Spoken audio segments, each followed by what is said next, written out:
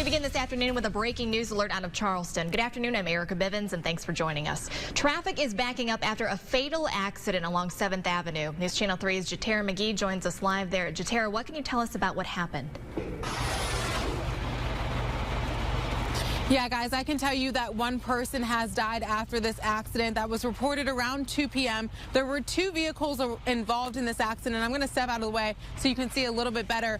This red car over to our left here, that is the vehicle where 2 teenagers, crews at the scene tell us, were transported from. The good news, they were alert, they were talking. They are injured but are expected to be okay and were rushed to CAMC General Hospital. Another vehicle that you do not have a view of right now that is behind this large fire truck.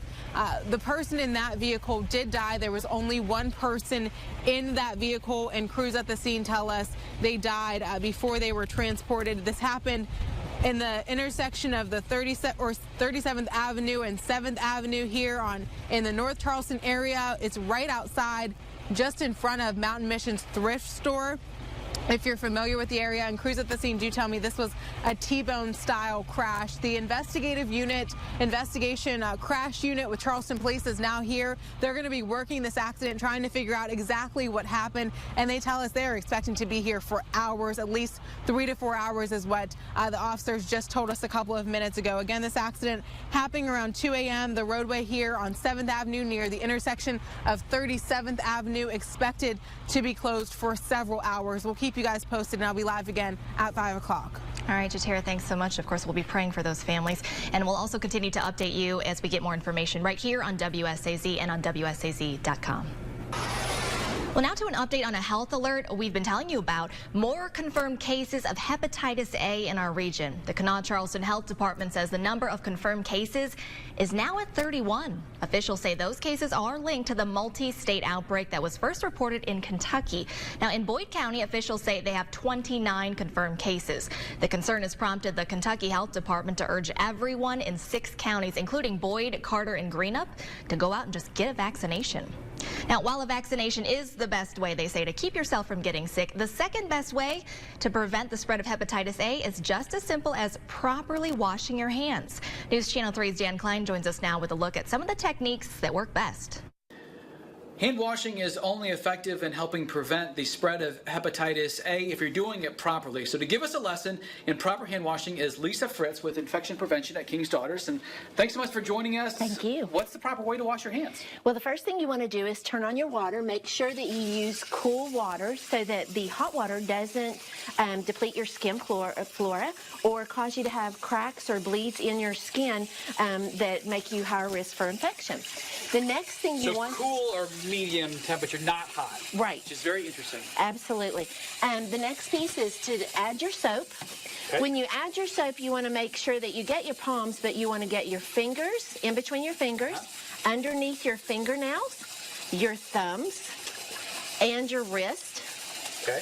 And then wash all over. And while you're doing this, it is always good to help you keep in tune with the length of time that you're using to get your hands washed, to sing happy birthday. But I don't know anybody having a birthday, so I'm not singing it. So then after you've completely... Because the goal is 20 seconds. Is that right from the CDC? Absolutely, that is correct. So once you've completed washing your hands, then you rinse your hands real good. Make sure that you get all the soap off and rinse so that the water goes off the tip of your fingers. That will make sure all the organisms go down into the drain and away from where you've already cleaned. Then get your paper towel. The water's still running. Yes, sir. Leave it running. And then after you've dried your hands, then you turn off your spigot. And that's all there is to it. Obviously, if you are then turning it off too early, you're just, in theory, putting some of those same germs right back on your hands. Exactly. If you're in a public facility or even at your own home, it's very easy to put those organisms back on your hands because it was dirty. Your hands were dirty when you first turned the sink on. Okay. Lisa, thank you so very much. One important note to also have, hand sanitizer is not effective to prevent the spread of hepatitis A. Back to you. All right. right. Hey, thanks, Dan. Well, let's talk about the weather now on sort of a gloomy Thursday. Here's a live look out of Logan. A very different look compared to yesterday, and also a very different feel out there, too. A lot more chilly today, Chelsea. A lot of folks grabbing those jackets, whereas yesterday, you just didn't need them. I know, t-shirt weather yesterday to jacket weather today. Although you can kind of feel spring trying to peek through on this chill day. And we will eventually warm back up, but not before a cold night ahead. We do have freeze warnings in effect this evening. So we'll notice the clouds starting to break as we continue on through the rest of our evening and overnight hours. Temperatures will dip down near freezing first thing in the morning, so our tender plants could get nipped a little bit by some of the frost that will develop as winds weaken.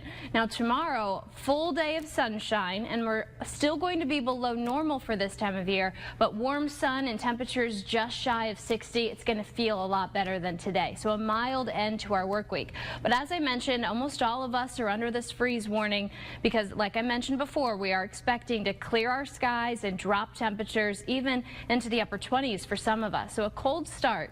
HD dual Doppler showing the clouds starting to thin across southern Ohio. Still have cloudy skies across most of the region, and there are still a few sprinkles too. Charleston, Clay, Cohen, even Summersville has just a light little pocket of rain pushing through. But other than that, skies continue to clear out, and we're in for a nice quiet weather pattern as we take our round out our work week into our weekend.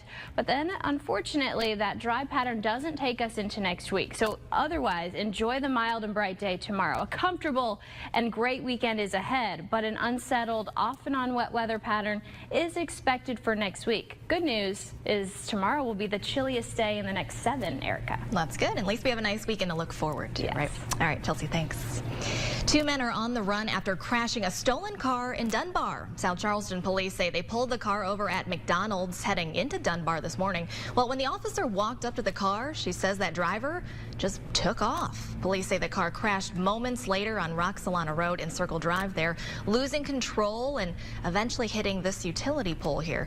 Now, their car then caught fire, but the 2 men inside were able to get away and we're told have not yet been caught.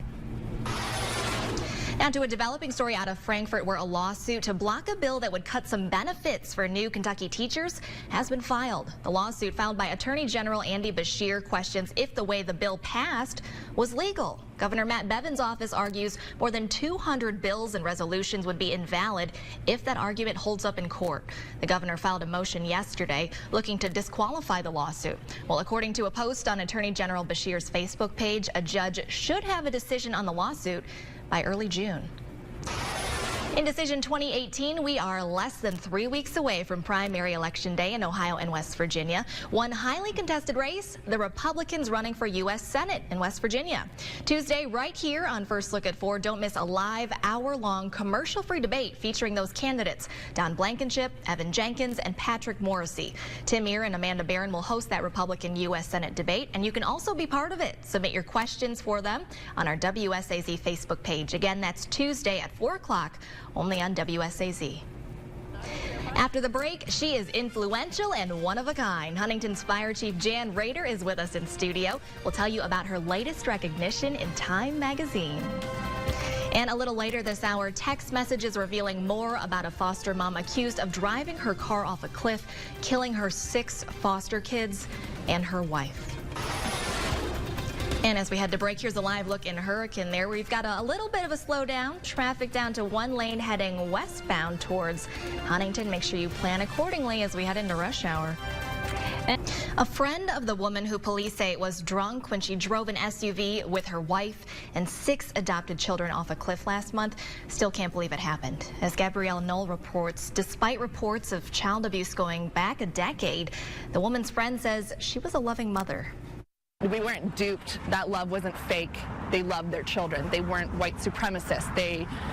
They just were isolated. They were in pain. She was in constant anxiety. Bakhtiar says Jennifer struggled after a photo of Devontae hugging a Portland police officer at a protest went viral. After that picture happened with Devontae, Jen went into like the deepest, darkest depression ever. Jennifer texted that the backlash to the photo was traumatic, that people were stalking the house and leaving threats in their mailbox. She said that's why she had been, in her words, non-existent publicly, that she was working through some messed up stuff. Now that I realize like how serious it was, it's like I just wish I had known to be like, well, let's get security cameras, or like let's call somebody, or let's find remediation. In another text sent last year, Jennifer told Bakhtiar that during the past 8 months, she had only texted 3 people, Bakhtiar, Sarah, and a stranger by accident. She said it had been the toughest year of her life. Still, Bakhtiar has a hard time believing the crash was intentional. We loved them, they loved their children, they were spiritual, they were about nature, they loved animals, they were rescuers. I don't feel like I didn't know them. All right, let's talk about that forecast again. Today, we just got to get through that, what we're calling hiccup day. I mean, it's almost over. Yeah. It's almost over, right? There. Yeah. We get to go home, just kind of hang out, let the temperatures do what they're going to do, and then tomorrow's another day, right? Right. And then we got a beautiful weekend to look forward Exactly. to. Sounds and good. even tomorrow is going to be a lot more forecast. And fingers crossed, maybe stick around finally. It's Could we looking be done that with the way. cold? I don't want to say we're completely done, but it's looking that way. We can't jinx ourselves, right? Exactly. All right, Chelsea, thanks. After the break, we are talking about an event going on tomorrow designed to keep your child's mind and body active. Stay with us. Well, when temperatures are colder, a lot of us like to stay maybe inside, away from the elements, right? But the YMCA is actually looking to kick those habits and start some healthy ones, especially, Amanda, when it comes to our area kids too, right? Yes, it's so important to keep everybody active and maybe away from this. You know what I'm talking about. Anthony Lewis joins us now from the YMCA. Anthony Come Lewis, see us. Thanks for being here. We appreciate it. Erica, back to you. Yeah, it sounds like great timing too, ahead of summer, like you were saying. Yes. Right. Thanks so much, guys. We'll be right back. Well, they say the early bird gets the worm, but this spring that may not be the case. Thousands of birds have migrated back north, and with the recent winter snow and even ice storms, some of them are struggling to stay warm and even find food. Brian Allen lives in Manistee and is an avid bird watcher. He's also a regional reviewer for an international bird watching website and a member of the Michigan Audubon. He says the robins are often a symbol of spring, but right now they're the ones most people are seeing moving slow, injured, or dying. A lot of these birds depend on open ground to feed, and there's nothing. The ground is covered with several inches of ice here in Manistee, and they can't get through to that, so they're out on the roads getting hit by cars. But there are some things Allen says you can do to help them find food before the snow and ice melt. You can put out feed at your cedars. Everybody's used to that. Some people are using mealworms that they spread out for bluebirds and robins. I've heard of a couple people buying worms at bait shops and going out. You can shovel off a little bit of your lawn. That helps out, especially if you do it in areas near brush and cover, so the birds can have a quick escape from predators. Allen says leaving out small berries can also help. The DNR advises people to slow down on the roads to avoid hitting the robins looking for food on open ground. You know, as soon as things start to thaw out this coming week, we should see birds getting back into their normal habitats.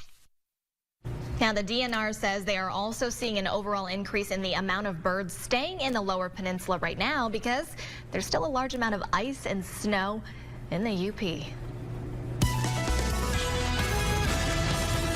Thankfully, a little different for us further south, Chelsea, but let's get a check on the forecast here from Portsmouth. Looks like the sun is even peeking out there a little bit, but yeah, still chilly out there today for sure. Yeah, we're going to continue to see the skies clear as we go through the rest of the evening. So at least we're ending this gray day with a little bit of sunshine. Right. And then that will kind of kick us off for clear skies. All right, hey, thanks, Chelsea. Well, we've got some folks here to talk about a brand new movie. You may have heard about it so far, right? Choices, lessons learned from a repeat offender, the Ron James story. So we want to kind of go down the road, introduce you guys, and tell us about your role as well. Victoria Wilburn. I portray Ron's actual mom in this. Mimi Miriam James. Wonderful. And Bryce? Bryce Wakefield. I portray young Ron James as a 10 to 11-year-old. I like it. And I'm Ron James, and I actually get a cameo in my own movie. Do you really? I get to play parole officer who gives myself a hard time. A little different bit of a role for you, that is, Yes, right? So absolutely. for folks who maybe haven't seen any trailers for this, tell us a little bit about the movie. Well, it is my life story. I spent 25 plus years going in and out of prison and suffered from opioid addiction, crack cocaine, alcohol. Had an opportunity to write my life story while I was in prison, and my life story then in book form from the book choices became a motion picture, so I'm just excited about everything. And I think we have a little bit of a preview here, some of the video that you guys can check out too while we're talking. But this movie, we want to point out, it has a lot of real moments in this film. Talk about some of those, and maybe even, you know, from being on the outside now, looking at the film, what is it like kind of seeing all this play out? Yeah, one of the amazing parts that took place in the movie is when my mother came to see me while I was in prison, and it actually was the last time I really saw my mother in life. And my mother died while I was in prison, so that was very real for me, and it took me back and to that moment, and I actually even broke down. Yeah, it was Wow, yeah. very touching. And since you get to play mom in this, what has that been like for you? Oh gosh, very humbling. And when I think about it, sometimes I think about my mom when I'm thinking about his mom, and having read the script and trying to understand the struggle that he went through. It's like really crazy that when you see him in this perspective, it's really hard to contemplate someone that's been addicted to opiates and heroin and what have you, and struggled for that many years, like 2.5 decades, and now to be able to tell his story. That's so humbling, and I'm just so humbled to do the mother. Absolutely. I'm just, everybody needs to come out and see this. Yes. I imagine it's probably the same for you, Bryce. Talk about your role in this. What's it like? It is great to finally dig in and get to what he had to go through as not only a young child but an adult, and what he's went through makes me want to make great choices and develop my life to where I can teach other people to make the right choices as well. I love that. That's what the message is all about. And real quick, we do have Landau in studio here with us. If you want to come on out, real quick, we want to bring you out here.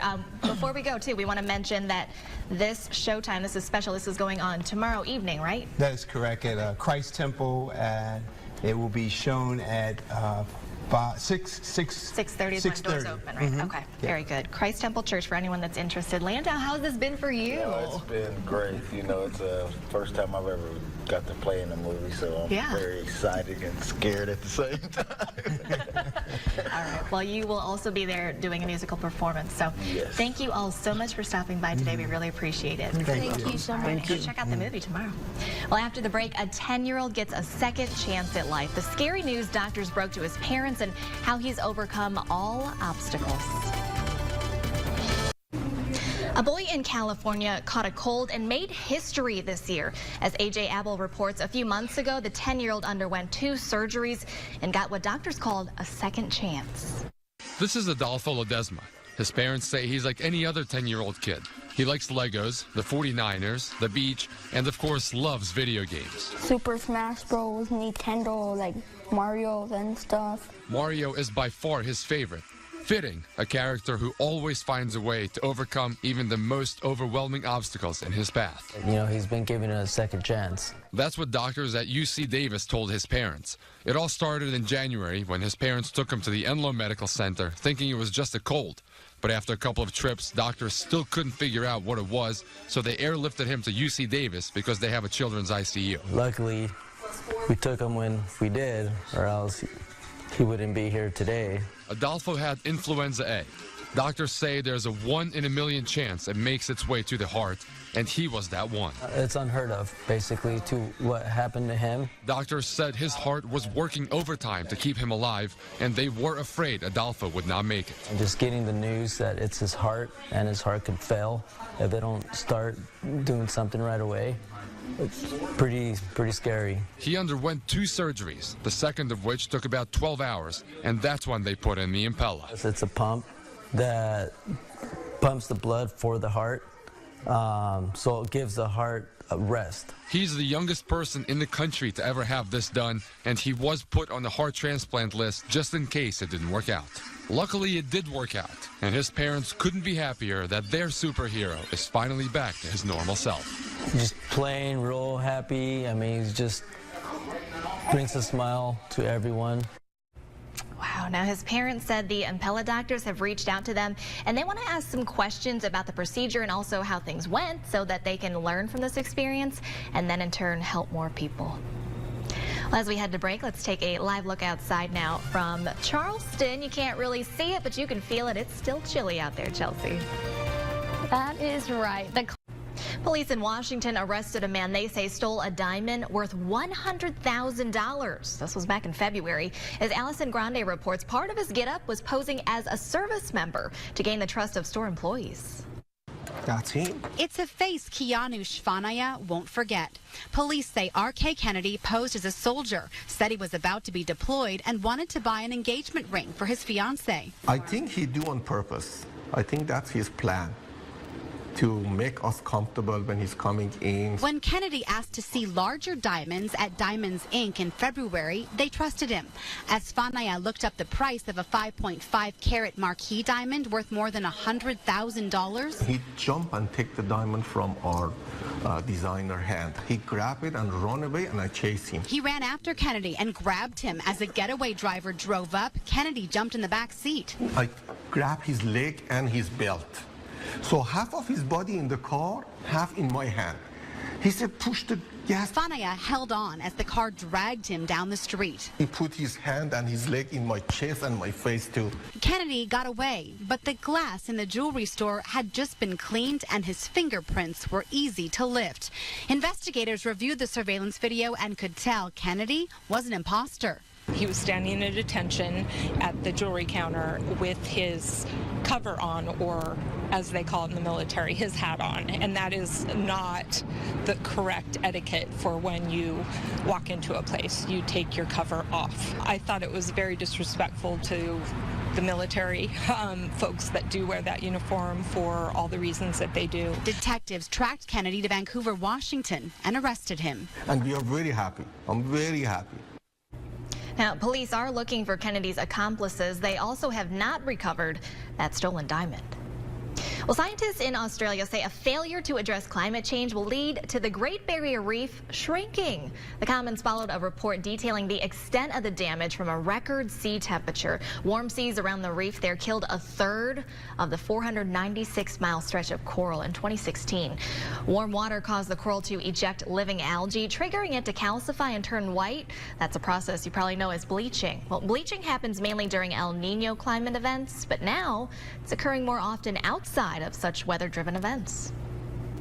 I wouldn't describe the reef as dying off by any means. So we refer to different species of corals as being relative winners versus losers. So losers are the heat-sensitive species that bleach more readily and that have much higher levels of mortality. Those are typically branching corals. But we also have winners. All right, let's get a check on that forecast again, Chelsea. Sort of, if we get through today, it looks like we'll be on the up and up. Yeah, we are. I mean, tomorrow's not going to be a hot day, but it is going to feel a lot warmer than it does today. All right, thanks, Chelsea. After the break, a new study shows just how bad smoking is, especially for men. More on that research next.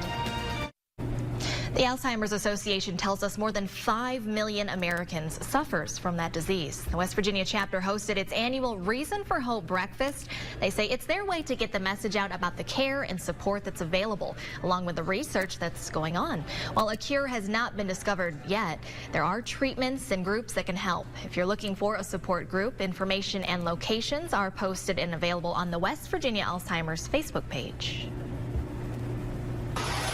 Now to a consumer alert. Salad lovers, listen up. The CDC says to stay away from all chopped romaine lettuce due to an E. coli outbreak that's affected at least 53 people in just the last month.